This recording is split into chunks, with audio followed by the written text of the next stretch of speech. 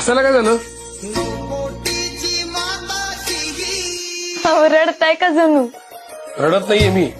हे दुःखाचे अश्रू नाहीयेत, हे या कांद्याचे अश्रू आहेत. फार तिखट आहे ग. राहू द्या, मी करते. अरे नको, ठेव ठेव ठेव. मी आज मसाले भात करणार आणि तुला खाऊ घालणार म्हणजे घालणार. गो. नाही साहेब, राहू द्या मला. नाही, जा. Rama, please don't disturb me.